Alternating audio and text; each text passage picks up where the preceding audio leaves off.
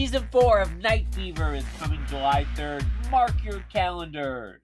Money, success, fame, glamour. Money, success, fame, glamour. I'm James St. James. This is Night Fever, a celebration of New York nightlife in the 70s, 80s, 90s, and beyond. I am joined, as always, by my co-hosts, the co-founders of World of Wonder, Fenton Bailey and Randy Barbado. We are celebrating the party monsters, the club kids, the disco dollies, the night crawlers, the denizens of the dark, the children of the night, the architects of the New York club scene. And let's just sort of dive right into it. We have with us today a true icon of the era. He is an OC, original club kid. He is a journalist. He is the author of the books The Darkest Tunnel, 69 Hangovers, Dressing the Monster, in which you write about dressing Michael Alig, the Club Kid Killer. You were a longtime roommate of Michael Alig's. You wrote the text for the photo book of Alexis DiBiasio's pictures, Fabulosity, right? What else am I forgetting? Well, I wrote the foreword for Michael Fazzackerly's Nightbirds also. There you go. Okay. You are also a viral sensation on The Pew, your YouTube talk show with Michael Alig, and we're going to talk a lot about that. Or Lightning Rod, one or the other. You are born and raised in Sacramento, right? That's correct. And then you went to the University of Pennsylvania or Pennsylvania State? No, University of Pennsylvania in Philadelphia.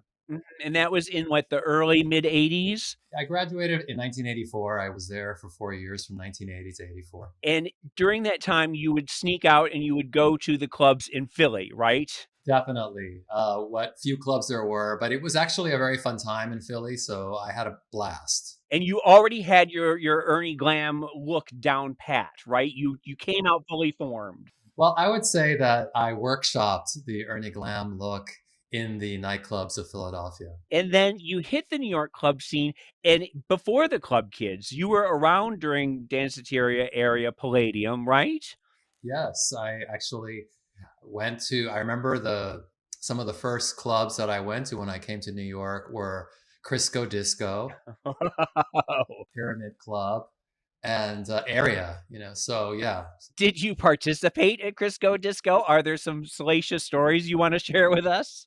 Well, Crisco Disco was not as sleazy as it sounds because, yes, there were people having sex in the bathroom, but I was really young at that point. I think I was only 19 when I went to Crisco Disco for the first time. So I was too timid. I think I went in the bathroom to pee and I couldn't even pee because the guys next to me were doing things with each other and, it scared me. So I ran out, but it was mostly dancing. I went to Crisco Disco one time and there was a man and he fisted this other guy and he was a muscle queen and he lifted the guy up with the hand inside of him and carried him around the club inside of him. All right. Okay, moving on. I Googled that story because I was like, that cannot be true. Or if it is true, there must be some online record of it. There was nothing. You're accusing me of making this up for the podcast? It could have been a special night. You could have been on some lovely enhancing thing. Which I think everybody was on something at Crisco Disco because it didn't even open till 1 a.m. or 2 a.m. I'm curious about what you were studying at University of Pennsylvania and why, what happened there? Did you finish? Did you get your diploma? Did you want to continue your academic career?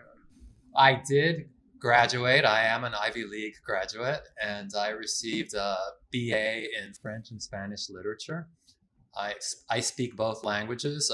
Spanish is my native language, and French I used to speak quite fluently. I don't speak it so well now. To get back to the clubs very quickly, you remember Diane and Michael and Anita and everybody. You remember that club scene, and you have said we both remember one of those first nights seeing Michael Alig and Keoki when they were when Michael was a busboy at Area.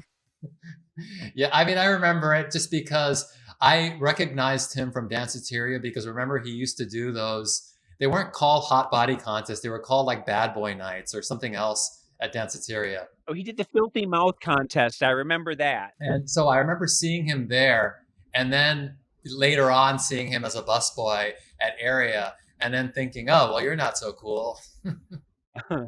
But then you were one of the original Tunnel Kids, right? Back in '87 is when you started going to the Tunnel. Yeah, I mean, at some point I heard about like I guess it was the celebrity club that was going on in the basement of the tunnel, and I had heard about it, so I thought, oh, let me go check it out. And at the time I was taking classes at Fashion Institute of Technology, and ever so conveniently I had a class that the night of Celebrity Club, so I was able to just stay in class until 10 o'clock or 10:30, and then just walk a few blocks over to the tunnel. It was quite fun. Talk a little bit about the early Club Kids of the '80s versus what it sort of became in the '90s, because it was the different generations of Club Kids were very different from one another. Talk about a little bit about those early days. Yeah, that's true. Well, I remember when I first came to New York and like in 82 and 83, I mean, there was still kind of like some vestiges of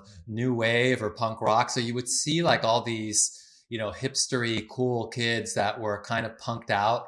And I guess they were like the last of that crowd. And then there was the other category of people. There were all these like really fabulous, I guess you might call them either Eurotrash or just like sleek people that would hang out at Area, like the fashion model crowd. And I felt very intimidated around those people because I thought they were really fabulous and I didn't really know what they did. And since I had just moved to New York, I was still kind of insecure about being in New York, and I didn't know many people in New York. Often I didn't know anyone in the club. I would go by myself. So there was that group of people, and then there were like I guess like the proto voguing queens or the voguing queens who were some of the first people that I actually made friends with in the club, especially at Palladium. Right after Palladium opened, I started going there, and there would be a bunch of voguing queens there that I made friends with. So it was a bunch of different categories of people. And then you were making your own outfits. That's right. When I first moved to New York, I wanted to dress up, and I was wearing a lot of thrift store clothes that I found in the early 80s. As everyone does in the beginning, yeah. Right. But that can only get you so far, and so then I started trying to make clothes, and it was always a disaster. So I thought, well, let me try to learn how to make clothes. And I thought, and FIT's in New York, and I thought, well, I could probably learn there if I took classes, and I did take the classes, and I did learn. And your first thing that Michael noticed was a hat. What was it? Yeah, well, by then we had already become friends, like club acquaintances. I wouldn't say we were really good friends, but when he was hosting a party at the Red Zone, I had prior to that I had started experimenting with LED lights and soldering guns, and I learned how to solder together LED lights with wires and a 9-volt battery, and I figured out how to make a smile, because that was the era of Acid House. Yes. So everything was about the smiley face. So I made a smiley face out of LED lights, and I wore that to the tunnel because I thought no one at the tunnel was going to have this. And of course, nobody did. And Michael saw it and loved it. And he said, oh, I have to have a hat like that. And then he paraded me around the club showing all his friends my hat, and then I felt so special. And I thought, okay, I've got to make this guy a hat. And then from then on, we became pretty good friends. And you still had a day job at this point. What was the day job? Yes, I had a number of day jobs. It took me a really long time to figure out what I wanted to do with my life. So when I moved to New York, I just started working like these random, horrible office jobs. And I worked in a purchasing office where I was a purchasing agent for some computer company buying electronic chips. And I hated that. And then I ended up getting fired from that job. And then I got hired at another purchasing office where I was buying supplies for these oil tankers, because they would basically had all the food that they needed on the ship for the workers. So I was working like helping to buy all that crap. It was awful. But Michael realized that you had a day job and that you had money, and that's when he invited you to go to on a trip to Europe, and it was probably it was the when the Berlin Wall fell, right? You were in Germany when the wall fell. Yes, I didn't make a lot of money when I in the mid to late 80s, but I made enough money that I could pay rent and that I could take vacations. And prior to that trip with Michael, I had met some German guy from Berlin and New York. I think it was at the Pyramid Club, and we hooked up and a few times, and we became friends. So he invited me to Germany, and I think I went to Germany once or twice before that trip to Michael. And then Michael said he wanted to go to Berlin, and I said, "Oh, well, I have this friend in Berlin. He'll let us stay at his house if you want to go." And I was probably one of the only people he knew that had enough money to go on vacation. So we went, and just by sheer stupidity and dumb luck, the Berlin Wall fell that week. In fact, it fell the night we were coming out of a club. Well, because I remember seeing the Berlin Wall fall and thinking, "Oh my God, Michael's there," and then the subsequent stories of the East German boys that you met as they were coming over the wall. I know that we had met and that we had seen each other, but I think the first time that you were on my radar really was when we were both on the Joan Rivers show with Lee Bowery and Michael and Amanda Lepore and it was the first time that it sort of clicked in my head that you were important enough to Michael that he was starting to invite you onto talk shows and to parade you around and have parties for you and that you were designing for him, everything. And that was the first time that I ever really thought, oh, Ernie is someone that's rising up in the scene. That's correct. I think that we had already known each other socially from the clubs in the late '80s, and but yeah, like I think it was when I moved in with Michael and Kiyoki in the summer of 1990. That's when we really started having conversations and got to know each other. Because then, of course, you would come over to that apartment on 30th Street, and you'd either come over for dinners or whatever, and that's how we got to know each other. He really promoted you and you were loyal to him. Talk a little bit about that. Yeah, I mean, I was. I mean, Michael was could be a very difficult friend. He was a very unreliable friend. But what I do have to say about him that when we became friends after we were traveling and we started hanging out more, we had a lot in common. We had the similar senses of humor. We had similar experiences when we were young, and we laughed about the same things. He really liked what I did. He got me, and he loved the clothes that I made for myself, and eventually asked me to start making clothes for him. And one of the things that I really appreciated about him is that once he decided that he liked what I was doing and what I was about, he started hiring me at his parties, and literally for like a 5-year period, he was my biggest fan. He would hire me to appear or go-go dance or bartend at his parties, like whatever kind of job he could make up for me to do, he would do that. And that lasted a really long time. And I really appreciate it because when you move to New York, you don't necessarily know anybody. And even less so, it's even less likely that you're going to know somebody that has like a position of power, people that can open doors for you. And certainly they might not open doors for you unless you like have sex with them. But I never had to do that with Michael. He just genuinely appreciated and loved me and supported me. And so, over the years, I really felt gratitude. Not like he ever expected me to pay him back or anything like that. But, when he got out of prison, I definitely felt a responsibility to help him, because he really helped me a lot over the years. He wasn't known for being loyal to his friends really or reliable, but I think to you he was, and I think that there was a particular bond between the two of you. There was a bond, and my opinion seemed very important to him, and it seemed very important to him in the past because I mean, eventually he hired me to work at Project X, and I was basically his representative at Project X during the daytime while the magazine was up and running. And but even at the end, I could tell that my opinion was very important to him because just a few months before he died, when he moved to that apartment in Upper Manhattan where he passed away, he repeatedly emailed and text messaged me asking me to come to his apartment. And it was telling me about the apartment. And I could tell that he really wanted me to come see the apartment, to show it off to me, to show me that he had overcome the previous situation where he was basically living in a crack den in Maspeth, Queens. And so even up to the end, it was important to him that I come and give an opinion and that I approve of, what he was doing. And so, yeah, my opinion meant a lot to him. Most people think of Michael as sort of the unhinged drug addict of his later years, but in the 80s, in that pre-disco 2000 era, probably he didn't do a lot of drugs. And I think it was about being a host and it was about being the life of the party. And, he was there to get people going. And that sort of gets lost in the Michael Alig story.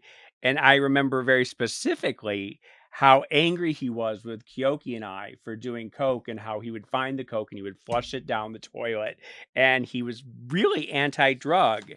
And then hold on.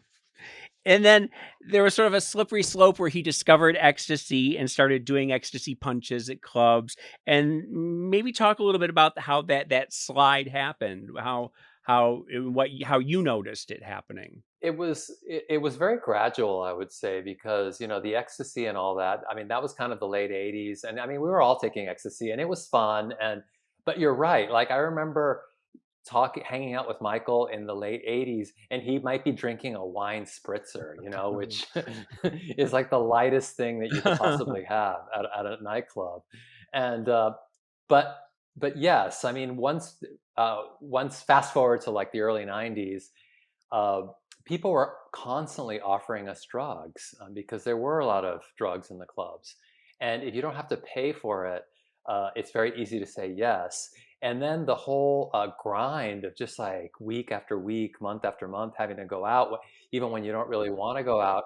Doing after hours parties and after hours parties, and then having to get up to be at the office the next day and have a meeting with, Peter or Rudolph or whoever, Maurice.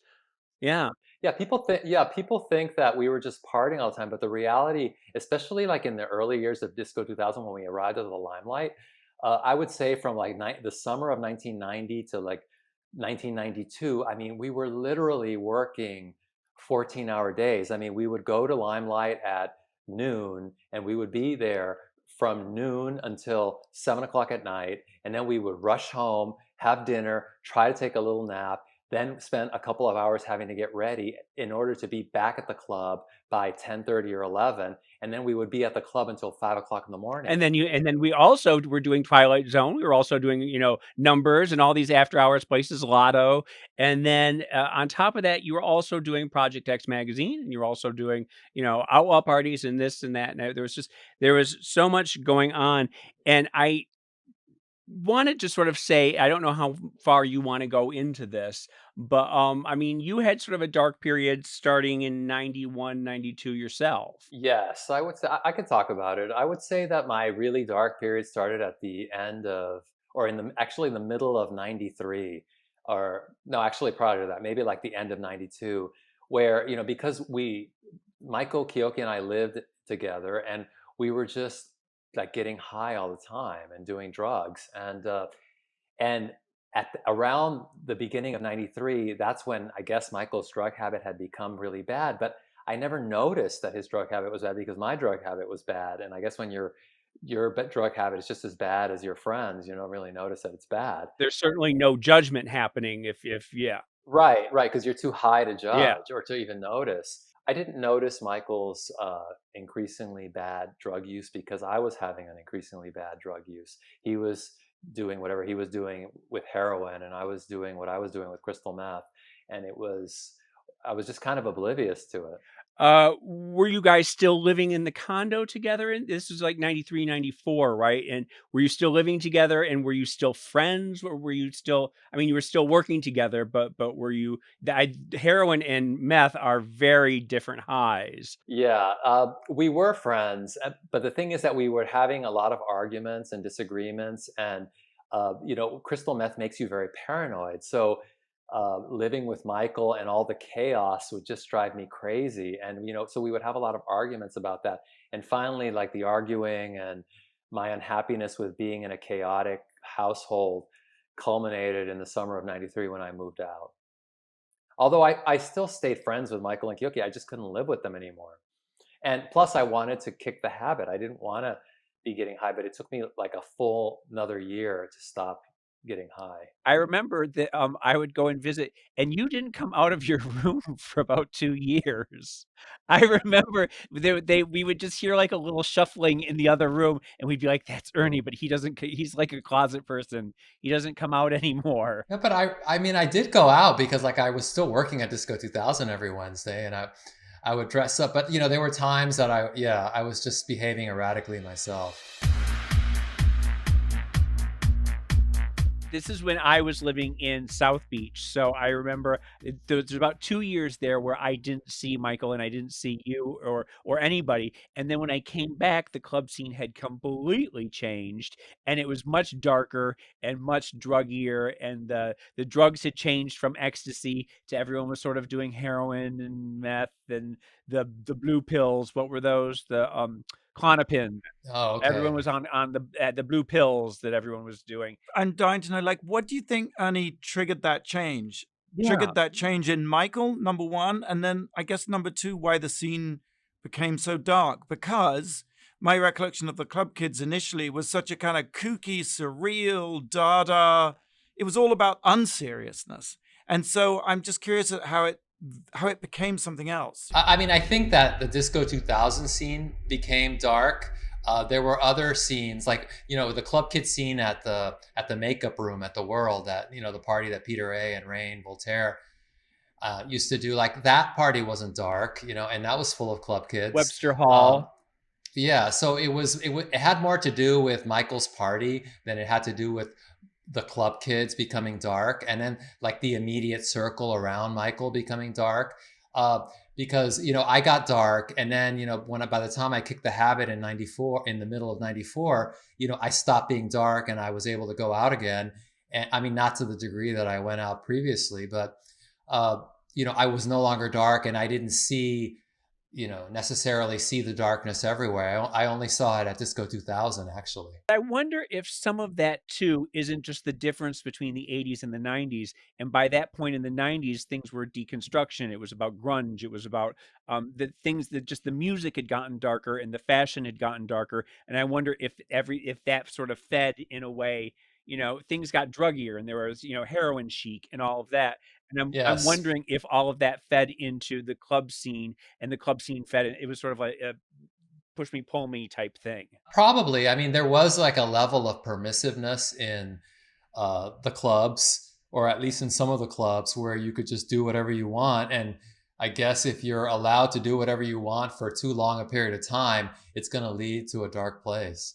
You talked about Michael and his wine spritzers, and now here we are, and Disco 2000 seems to be this place of darkness, and Michael's at the center of it in many ways. Knowing Michael as well as you did, do you have any idea of what sort of drove him to that place? Yeah, I do. I do have ideas of what drove him there. He was the type of person that was always looking for something to fill an emptiness and pain or that he had inside of him. And when he started out, and when I first became friends with him in the 80s, I believe that hunger or desire to fill an emptiness is what propelled him to become a successful nightclub promoter. He had like this drive to succeed because maybe he thought once he became a celebrated nightclub promoter, everything would be great. Or once he had a lot of money, everything would be great. Or once he became really popular and all these like young, cute guys wanted to have sex with him, then everything would be great.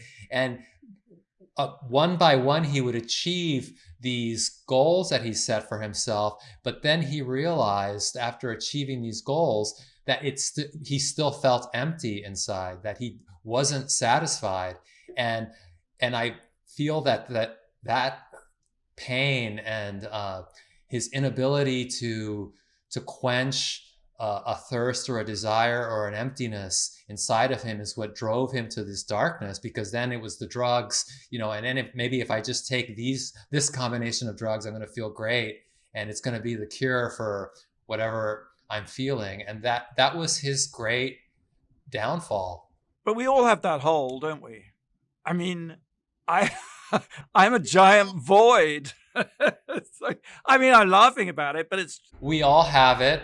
And I think part of like a successful journey in life is being able to allow that void or that emptiness to drive you to achieve great things or to create art or to entertain people, but not let it drive you to your death, like that you're using it as a motivation, but that you're not allowing it to be, it's almost like the moth and the flame, that, the moth is using it as a guide and getting closer to it, but you don't get so close to it that you burn up and die.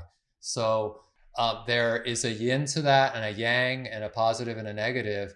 And he was just consumed by the negative. Can I ask two more questions? Which is, one, what did you think of James St. James? Like, what? I want to, speak about him as if he wasn't here. Well, I remember seeing James at clubs like Area and Palladium. Like, this was before the Club Kids. This was like 1985. And, he was always like jumping around, like hopping, and he would wear his hair in these pigtails, like Pippi Longstocking. And I don't know if it was that he was really like tweaked out on cocaine or he was just like naturally exuberant to that point that he was just like. I think at this point there was no coke. I think that it was, that does seem to be a leitmotif here, is that I'm always bouncing up and down. Diane Brill described him as bouncy 3 times in our conversation.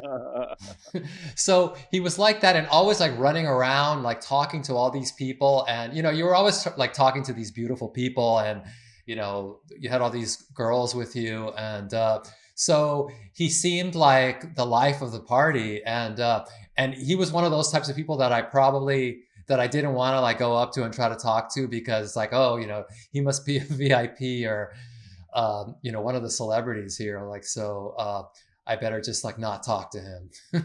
I think I mentioned with Diane too that it was obviously a fake it till you make it scenario, where I was probably just as intimidated by everybody, but I overcompensated by being loud and bouncy. Yeah, well, I hadn't learned that trick. I learned how to be visually loud, but I hadn't learned how to be vocally loud. I mean, James had this great ability just to bounce up to you and set you at ease. Like, it was such a gift and so amazing. The other thing, Ernie, I have to say to you, though, is you've always been my favorite Club Kid character, because I just have a soft spot for Clara the Chicken. Thank you. Clara the Chicken was given birth, came out of her egg on the opening night of Disco 2000, when there was I See the Bear, Clara the Chicken. There was Hans Ulrich the dog. He was a leather dog. And Michael had just went and gotten all these costumes from a costume shop and sort of christened everybody's name. And Clara was the one that really took off, we got to say. Well, I was really, I always believed in being committed to what you do. So for me, when Michael hired me to be Clara the Chicken, I decided that this was going to be my drag persona, because I kind of used to go to this club called Boy Bar on St. Mark's Place in the East Village. And I would go there every Thursday to watch the drag shows. And they were really fun, as were the drag shows at Whispers on Sunday night at Pyramid Club. And I'm happy you're gay. And I kind of wanted to do that, but I didn't really want to be a drag queen. So when Michael presented me with this concept of wearing the chicken suit, I thought, okay, here's my opportunity to do a type of cartoon drag where I'm still playing a female character, but I'm not really having to wear women's clothes.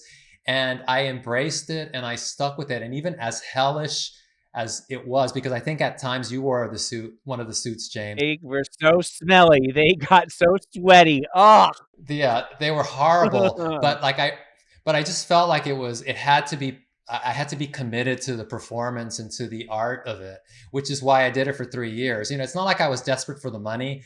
I just wanted it to be something fabulous, and it ended up being fabulous. I think I still have my copy of Dizzy Chicken somewhere. Me The too. Kyogi song, the 45 record that he did. Should we sort of segue into Angel here? You know, when we made the documentary and then the movie, you know, a lot of criticism has been leveled at both of those for sort of, I don't know if objectifying is the right word, but not really for giving Michael pride of place as opposed to giving Angel pride of place. I'd love to hear your thoughts and impressions about Angel as a person, because I feel that, you know, the feeling is that the narrative has sort of left him out.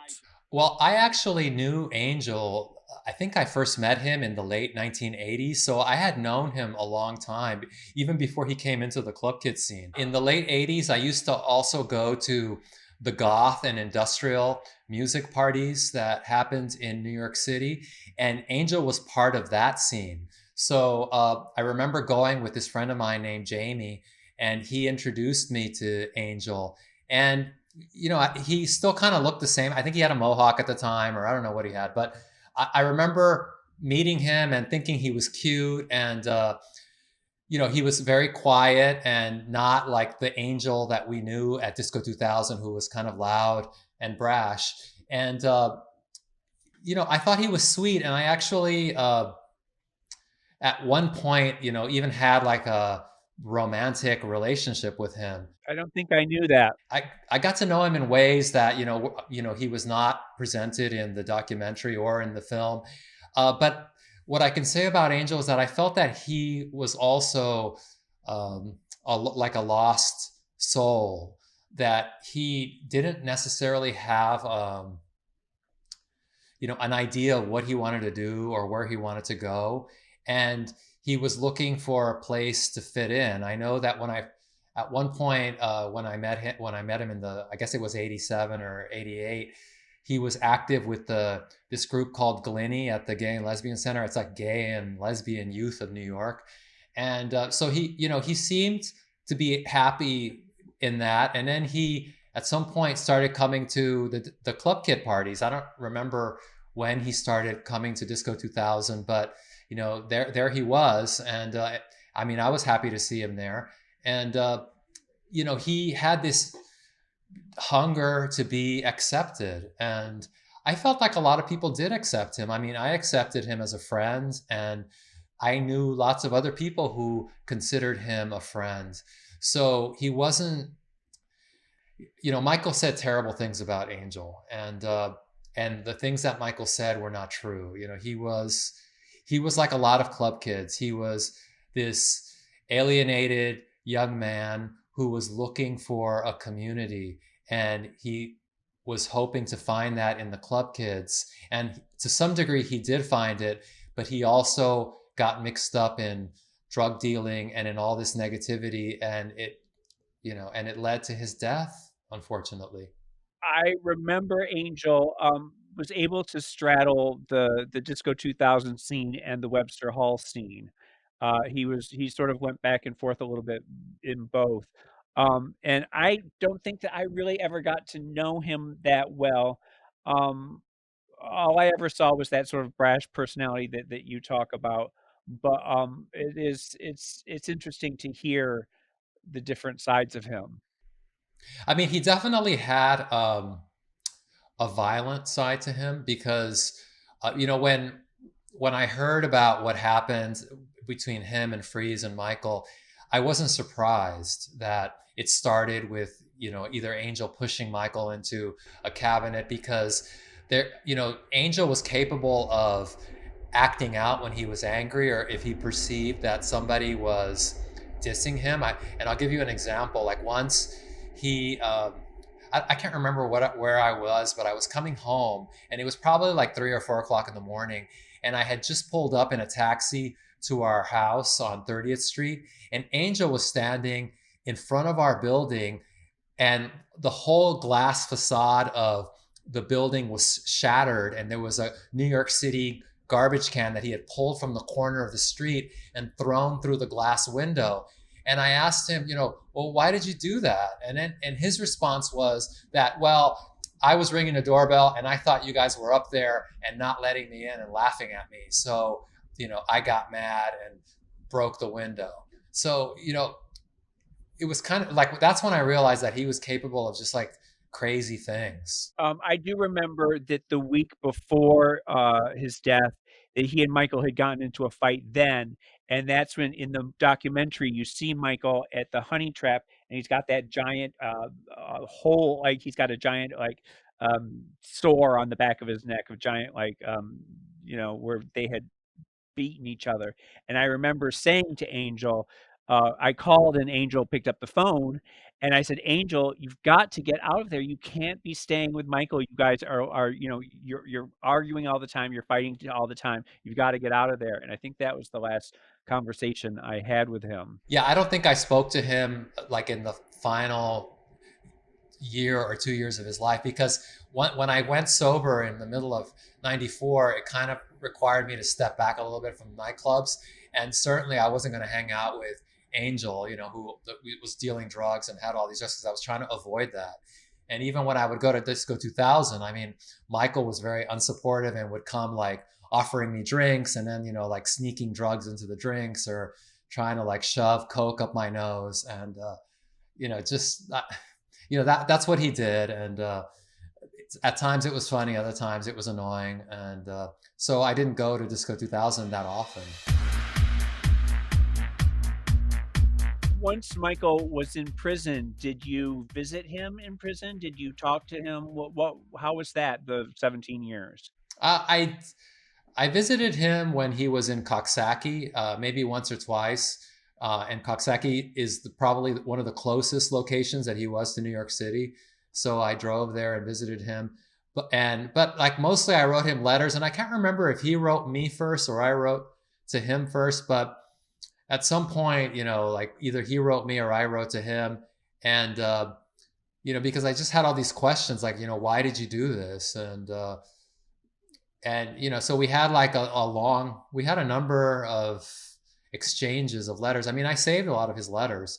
I haven't read them recently, but, he kind of explained his side of it. And we ended up reconciling because a lot of our estrangement was due to drugs and to like fighting and then hurt feelings, and we were able to patch a lot of those hurt feelings up through the exchange of letters. And we were until it got to the point that I could actually go visit him. And, by the time he was ready to be released from prison, I had essentially forgiven him for what he did. I mean, when I say I forgave him, I forgave him for, hurting me and for hurting Angel and for the horrible thing that he did. But, I was trying to make it clear that I wasn't excusing it. I was just trying to give him a second chance because I believed in forgiveness. So that's what I was trying to practice. Estrangement was due to drugs and to like fighting and then hurt feelings, and we were able to patch a lot of those hurt feelings up through the exchange of letters. And we were until it got to the point that I could actually go visit him. And, by the time he was ready to be released from prison, I had essentially forgiven him for what he did. I mean, when I say I forgave him, I forgave him for, hurting me and for hurting Angel and for the horrible thing that he did. But, I was trying to make it clear that I wasn't excusing it. I was just trying to give him a second chance because I believed in forgiveness. So that's what I was trying to practice. When he got out of prison, did you feel that he was rehabilitated? Yes, I felt that he was rehabilitated somewhat. Like he seemed somewhat normal to me in the couple of years before he got out of prison, just based on his letters. And then also when he came out and came to stay with me for the first few months, he was pretty normal. And it wasn't until, I would say it wasn't until maybe 8 or 9 months after he was released, that he was living with me, that he started going crazy again. I think at some point he started going back to drugs. I mean, there were times that people came over and, maybe they offered him Coke or, while we were drinking. And, I was the type of person, or I am the type of person that I can drink and do a bump of Coke and it's okay. It's not like I'm going to keep doing it and doing it and doing it for days and days and days. That was not Michael. And no. So I guess it wasn't Michael. And eventually he went back to, getting high. And I think, he didn't, he wasn't willing to like look for a job while he lived with me. So he had all this free time. And I think that having all that free time was a really negative influence on him. If he had been working to survive, I think he might have been too tired to be looking for drugs or to be, trying to seek out all these negative influences.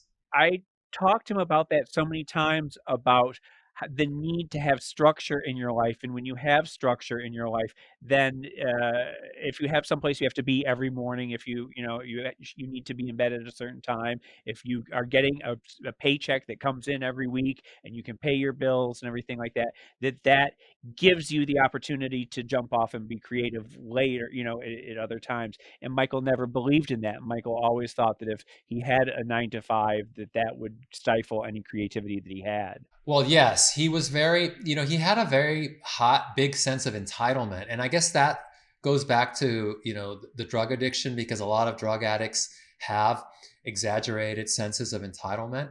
And for him, working a full-time job or working like some mundane job was a humiliation.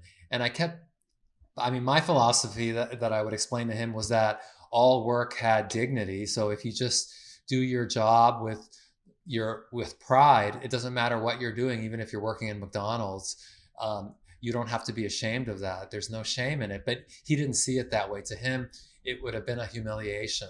And I think that stemmed from this sense of entitlement, that everything should just come to him, that he should be given all these high-paying jobs but not have to really do any work in exchange for the high pay. Another thing that I would always tell him is that he needed to, not just in the court of public opinion, but he needed for himself to do to give back to the community and to try and do some sort of charity work or some sort of, if he helped other people, that would help himself. And he fought that as well. He did. There were times that I volunteered to do things, and I would say, hey, why don't you come with me and let's do some volunteer work. Like I would volunteer at a food pantry where you're like packing groceries for people that don't have enough food, or going to the park on a cleanup day and picking up garbage in the park. And, a lot of that kind of stuff happens on a Saturday morning at, 9:00 in the morning. And there was no way that I could get him to wake up and get dressed and come with me to do that on a Saturday, because his thing was to stay up all night, like on the internet, and not wake up until noon or 1:00.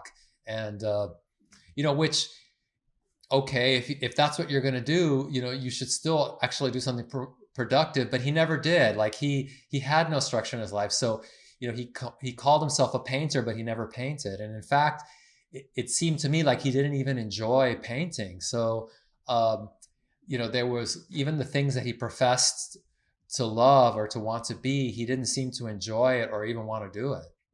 I want to just skip back a little bit to when he was in prison, because I visited him a few times too. And I got the impression, I thought that his greatest jeopardy would be when he was in prison.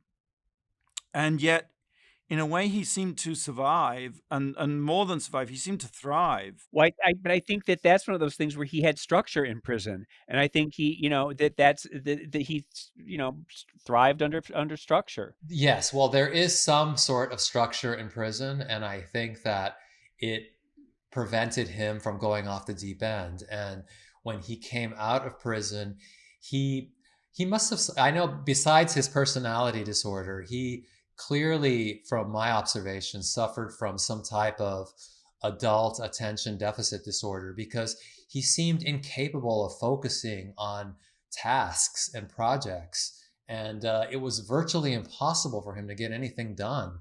And even though he had all the time in the world, but he was just, he was like, he reminded me of children that I used to, learning disabled children that I used to read to in public schools as a volunteer job that I had, where they couldn't focus on one sentence in their reading because they were constantly distracted by noises because they had attention deficit disorder. And Michael was very much like that. He couldn't get anything done. He couldn't focus. And so leaving prison took away the structure. Was that the drugs, or do you think there was an undiagnosed ADHD or OCD or learning disability? Well, it was probably it was probably a combination of the two, because he was always self-medicating, and so maybe he was hungover and unable to focus, and then at the same time he had trouble in general focusing. Because you probably didn't have enough interaction with him, but on a daily basis, that for 16 months, I could see how he was very incapable of getting a lot of things done unless it was something that he really like. If it involved sex, he could get that done because he could find hookups. If it involved drugs, he could get that accomplished because he wanted to get high. But if it involved, doing tasks or going to the post office because you're running a side business and you sold merchandise and you have to send it to the post office, it would take him days or weeks to mail things. Randy, I think you can speak to that, where I think you bought some paintings from him and it took him 3 years to send you 2 paintings. He did send them though. Well, there you go. But it was years. I remember every time you talked to him, he'd say, I've got to get Randy's paintings to him. And he did that for literal years. It was very sad to watch, actually, and frustrating. And, at one point I just couldn't take it. When I finally asked him to move out, it was, I just thought he was spinning his wheels. He wasn't really accomplishing anything. He was behaving like a junkie in my house, and I couldn't tolerate it. So again, like, the drug use created another barrier between us. It's weird because I remember when he got out having a conversation. I forget how long it was. He was still under parole. And I remember him saying, at such a date, my parole is over and then I can do drugs.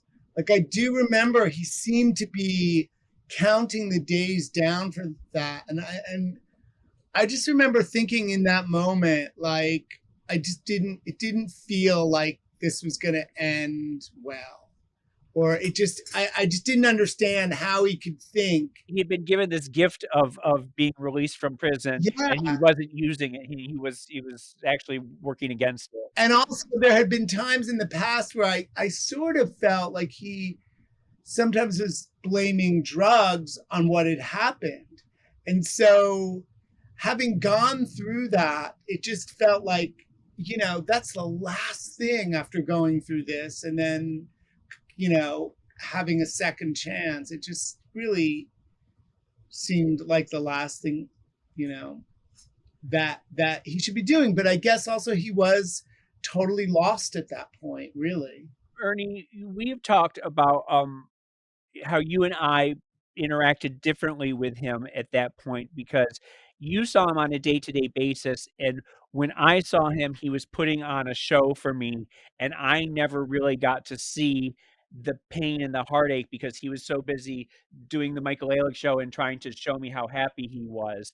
But you saw it in him, and you saw the pain in those final years, especially when you guys were doing the Pew. Yeah, when he lived with me, there were times that he would just break down in tears because, it was very difficult for him coming out of prison and readjusting. It was like being Rip Van Winkle and waking up, and all of a sudden there's the internet and all this technology, and you have no idea how to use any of it, and everybody's kind of moved on to other things.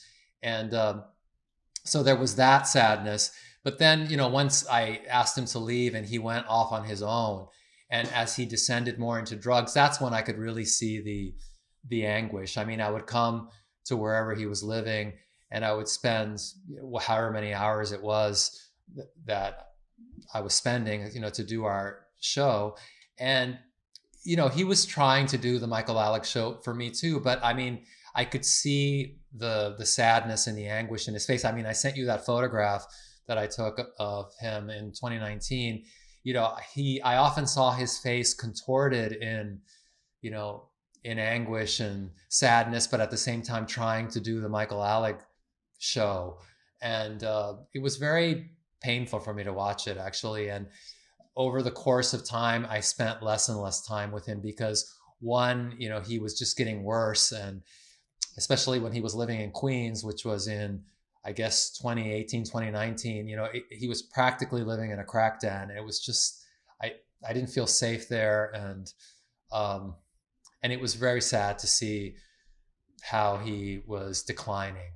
It's funny though because Mike, I always felt that from 1987 on, every single night he ended up in tears in a nightclub corner somewhere with surrounded by a gaggle of girls, and he was crying and saying he was going to kill himself, and everybody would say, "Oh my God, Michael's going to kill himself," and Michael's dying, and Michael was always dying, and I felt that it was performative in a way, and I think that in those final years I had hardened my heart to that performance of his. It was performative and it was manipulative. Yes. And it was attention shifting, but it was also going back to that emptiness, that void that he had inside of him. Mhm. So at the end of the night, even maybe he would host some fabulous party, and at the end of the night he would be in tears because no matter how great it was, it didn't give him the satisfaction that he believed that he was going to get from it. And then at the end, it left him feeling just as empty as he felt, before it happened. And I think that's where the tears came from. You were a very good friend to him. I think it's really admirable that you were there and tried to help him after he got out. I think that's knowing the history and just having that open mind. I mean, he was lucky to have such a good friend. Thank you. Well, I truly loved him, and I wanted him to see how, I had, moved on in my life. I don't want to say I moved on because it's not like I stopped dressing up or stopped going out, because I still do that. But I wanted him to see how you could incorporate that aspect of your past into a present where you're a professional working person and you are married and you have, an extended family and all these responsibilities. And that it doesn't mean that, you're old. It doesn't mean that you're a has-been. It just means that you're in a different phase of your life. And that's what I really wanted to show him when he got out of prison, in order to help him transition into something similar to that where he could be happy. And it just didn't work out that way. I could talk to you for hours. I think you bring so much wisdom to it, and I think that the pew you recorded after Michael's death on Christmas Day was it was just so great, because I was just personally just completely tongue-tied in to know how to react or express that, and what you said expressed so much of what I think many people who love Michael felt. Right. Maybe just sort of walk us through what you felt at that time and how you expressed it on the pew. Well, I hate to say it, but I mean, I was really dreading that this was going to happen to Michael, that one day I would wake up and somebody would text me that he was dead. And that's exactly what happened. And on Christmas Day, and which was my father's 91st birthday. So, I woke up and I got that text, and so then I had all of those emotions, and then on top of it had to suppress all of those emotions because we were having a birthday party for my father during COVID. So we were trying to, have some kind of happy Christmas birthday celebration. And I knew I had to say something about Michael because obviously I was very close to him. He was my co-host for the show for years. And I wanted to deliver a message while I was still feeling all of the emotions. And I think I recorded that message maybe the day after Christmas or 2 days after Christmas. So it was just very fresh after Michael had died. I still hadn't really allowed the emotions to come out of me because, there were a lot of emotions. It wasn't just sadness. It was anger. It was resentment and frustration. And the anger that he did it on Christmas Day, which is a day of celebration and a day of joy, and he did it to take away to shift attention shift as he always does. Well, maybe he did it for that reason. A lot of people commit suicide or die on accidentally from overdoses on Christmas Eve and Christmas Day. It's a big day for that. So I understood why it happened on that day, and I don't want to assign motives to him, No, I but guess not. I'm sorry. I was Yeah.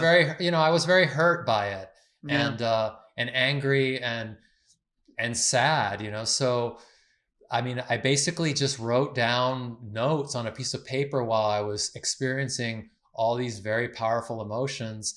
And then I sat down in front of a video camera, my phone, and recorded it in one take. I just kind of allowed the emotion to come out without like me breaking down into tears. I used the power of the emotion to just deliver what I thought would have been a funeral eulogy for him. Because he never really did have a funeral, and I was able to do it in one take. I mean, I was very propelled by all this maelstrom of emotions. Ernie, I think we have to leave it there, but that was so beautifully said, and thank you so much for speaking to us. And I think, James, we have to have Ernie. We have to do another Night Fever with Ernie because there's so much more to explore, and your perspective is so sober and insightful about the whole club period. It'd be lovely to talk to you more. I wish we didn't have to. Yeah, I wish we could talk more about the joy of it. We will do a special joy. Night Fever, the Joy episode. We will do that. If you would be so kind, that would be great.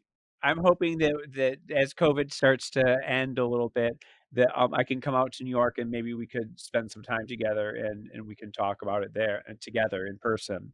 That would be delightful. Yes, I do. I love you, Ernie. I'm so glad we were able to talk. I love all of you guys. Thank you for having me on. Great to see you.